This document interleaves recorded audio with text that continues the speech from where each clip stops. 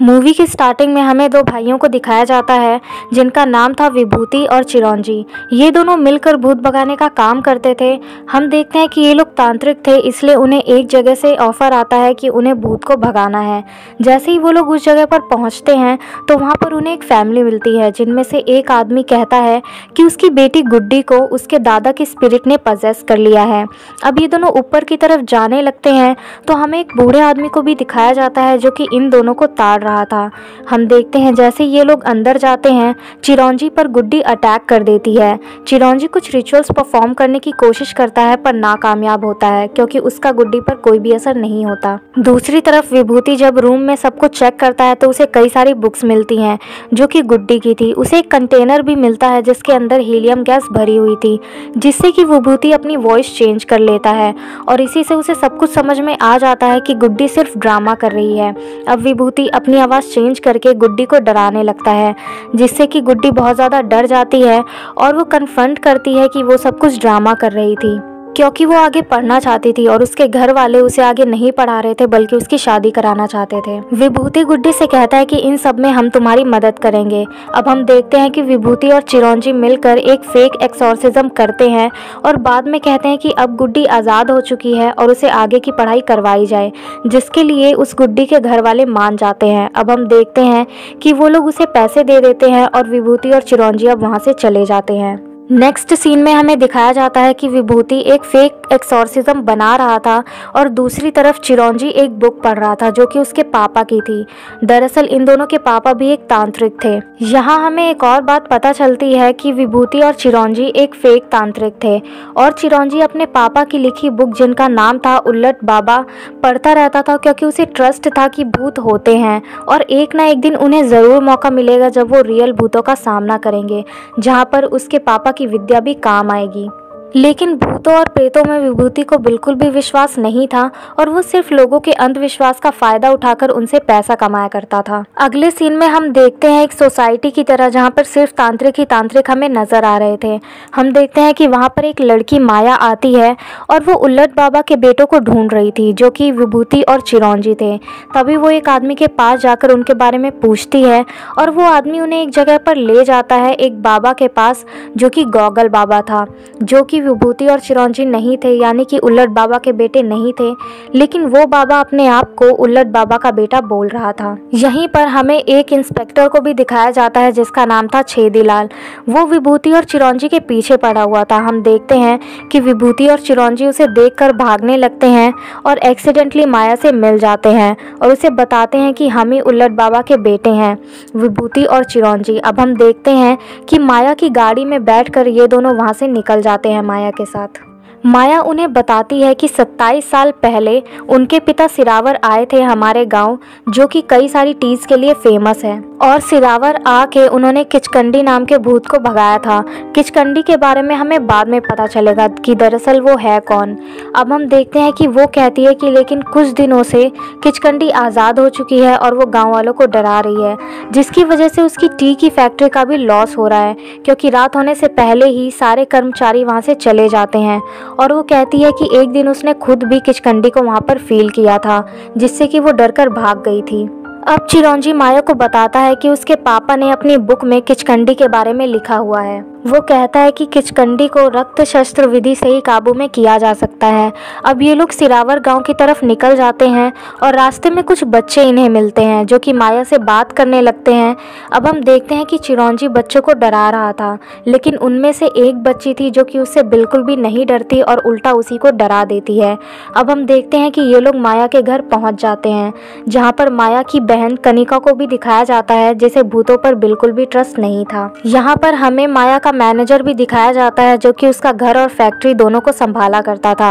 अब हम देखते हैं कि गांव के लोग इकट्ठे होते हैं, जहां पर विभूति अपने आप को बहुत ज़्यादा रियल और पावरफुल दिखाने की कोशिश करता है और स्पीच भी देता है और एक कपल्स को पॉइंट करके बोलता है कि अगर भूत रियल और पावरफुल है तो आज उन दोनों को हॉन्ट करेगा। तभी हम देखते हैं कि उसी रात उन कपल को भूत हॉन्ट करता है।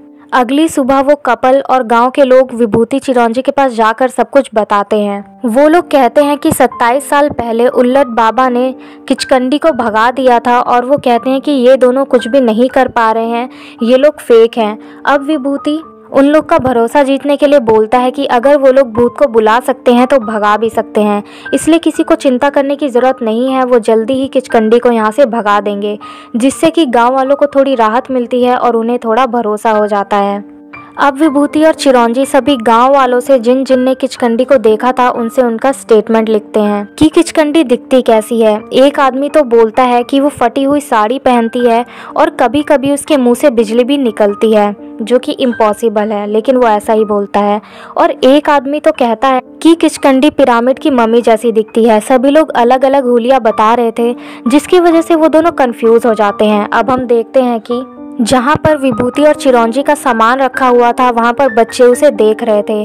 तभी वहाँ पर विभूति आता है और मास्क लगाकर बच्चों को डराने की कोशिश करता है, लेकिन एक बच्ची थी जो कि नहीं डरती। ये वही बच्ची है जो कि वहाँ रास्ते में भी नहीं डरी थी। हम देखते हैं कि विभूति उस बच्ची के साथ खेलने लगता है। इस बच्ची का नाम तितली होता है। तभी विभूति के पास इंस्पेक्टर छेदीलाल का कॉल आता है और वो उसकी लोकेशन ट्रेस करवा रहा था, लेकिन विभूति अपनी लोकेशन उसे नहीं बताता। जब वो वापस तितली के पास जाता है तो तितली वहाँ से गायब हो चुकी थी। नेक्स्ट सीन में हमें कनिका और माया को एक साथ दिखाया जाता है, जहाँ पर कनिका कहती है कि इस गाँव में कुछ भी नहीं रखा है, हमें इस गांव की प्रॉपर्टी बेचकर लंदन चले जाना चाहिए, जहां पर हम न्यू बिगनिंग करेंगे। लेकिन माया उसकी बात बिल्कुल भी नहीं मानती। वो कहती है कि ये उनके पापा की लेगेसी है और वो यहाँ पर बिजनेस कंटिन्यू रखना चाहती है। वो कहती है कि यहाँ की टी लीव्स बेस्ट हैं। अब हम देखते हैं कि चिरौंजी एक पिक को देख रहा था जो कि उसके पापा की थी 27 साल पहले की, जहां पर माया कहती है कि एक आदमी है जिसका नाम संतो है और वो बता सकता है कि किचकंडी को उन्होंने कैसे पकड़ा था।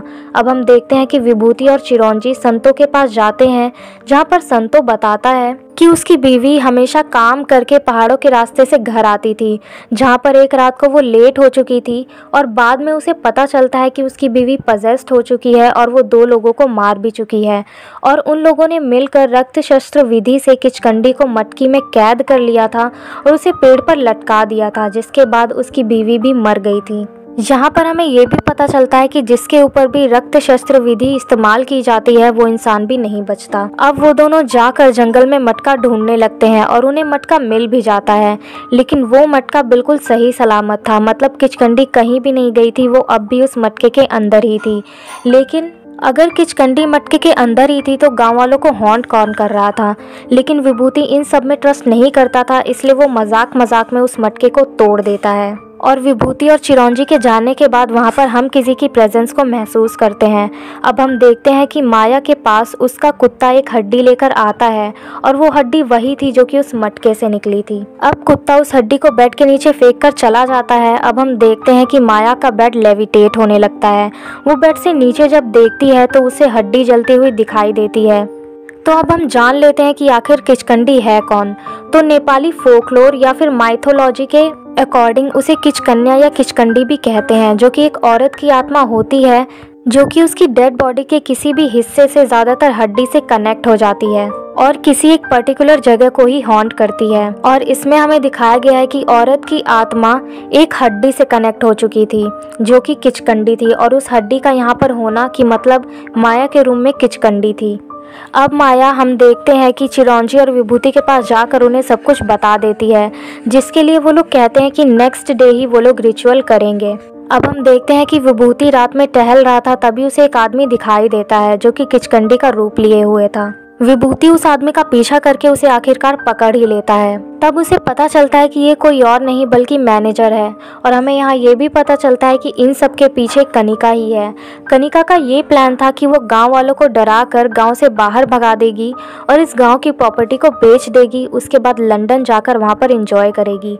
अब हम देखते हैं कि विभूति कनिका के पास जाकर सौदा करता है। वो कहता है कि 20 लाख के बदले वो एक फेक रिचुअल को परफॉर्म करेगा, जिसके लिए कनिका मान जाती है। रात में जब माया सो रही होती है तो इसे एक हाफ बर्न्ड स्पिरिट डराने लगती है और दूसरी तरफ हम देखते हैं कि विभूति चिरौंजी को नींद की गोलियां दे देता है, जिसकी वजह से वो बीच के रिचुअल में ही सो जाता है। तभी गांव वाले सोचते हैं कि उसे किचकंडी ने मार डाला है। अब हम देखते हैं कि मैनेजर भी गांव वालों को किचकंडी बन के डराने लगता है, जिससे कि लोग गांव छोड़ के जाने के लिए तैयार हो जाते हैं। माया को एक जलती हुई औरत के विजन्स आने लगते हैं, जिससे कि वो बाहर जाने की कोशिश करती है, लेकिन वो स्पिरिट उसे पूरी तरह से पजेस कर लेती है। अब विभूति कनिका के पास जाकर उससे 20 लाख मांगता है, जिसके लिए कनिका मना कर देती है। अब हम देखते हैं कि वो फेक रिचुअल की बात करने लगता है, जिसे कि चिरौंजी सुन ले जाता है। अब वो माया के पास जाने लगता है, जहां पर इंस्पेक्टर छेदीलाल पहुंच जाता है और चिरौंजी और विभूति को पकड़कर अपने साथ ले जाने लगता है, लेकिन रास्ते में उनका एक्सीडेंट हो जाता है, जिसकी वजह से ये दोनों बचकर भाग जाते हैं। अब इन दोनों में लड़ाई हो जाती है, जिसकी वजह से ये लोग अलग अलग हो जाते हैं। विभूति को जंगल में तितली फिर से मिलती है। विभूति तितली को अपने साथ ले जाने लगता है, तभी रास्ते में उसे इंस्पेक्टर रोक लेता है, जहां पर विभूति को ये पता चलता है कि तितली एक भूत है। और अब हम देखते हैं कि वो जाकर चिरौंजी के पास उसे सब कुछ बता देता है और वो कहता है कि वो हमेशा से ही डेड पर्सन्स को देख सकता था। अब वो लोग टी फैक्ट्री में जाते हैं, जहाँ पर हमें दिखाया जाता है कि माया कनिका और मैनेजर को डरा रही थी।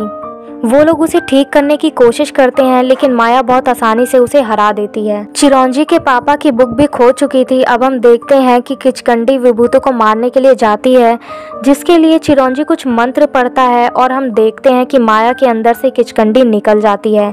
लेकिन किचकंडी मरी नहीं थी, बल्कि चिरौंजी ने उसकी आत्मा को खुद के अंदर ट्रांसफ़र किया था, लेकिन ऐसा नहीं होता और वो सोल विभूति के अंदर चली जाती है। अब हम देखते हैं कि वो माया और कनिका को यहाँ से भेज देता है और चिरौंजी किचकंडी को रोकने की कोशिश करने लगता है। अब माया को किचकंडी की कुछ बातें याद आती हैं और वो जाती है वापस फैक्ट्री और तितली बोलकर उस स्पिरिट को रोक लेती है। हम देखते हैं कि चिरौंजी विभूति को टच करके सभी विजन्स को देखता है। उसे विजन्स आते हैं कि एक लेडी को जला दिया गया था, क्योंकि वो कुछ लोगों के साथ इंटीमेट नहीं हुई थी।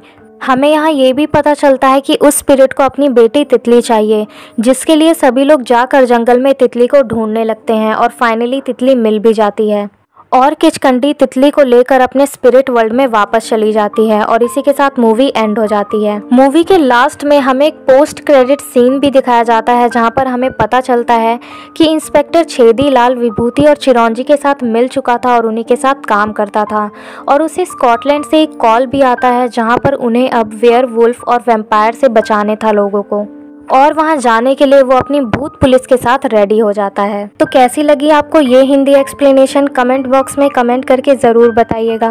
और अगर चैनल पे नए हैं तो चैनल को सब्सक्राइब कर लीजिए और बेल आइकन को भी ज़रूर प्रेस कर दीजिएगा, ताकि हमारे वीडियोस की हर नोटिफिकेशन आपके पास सबसे पहले पहुँचे। और हमारी इंस्टाग्राम ID की लिंक भी आपको डिस्क्रिप्शन बॉक्स में मिल जाएगी, तो जाइए और उसे फॉलो कीजिए, ताकि हमारे वीडियोज़ की अपडेट्स आपको वहाँ पर भी मिलती रहे। Thank you.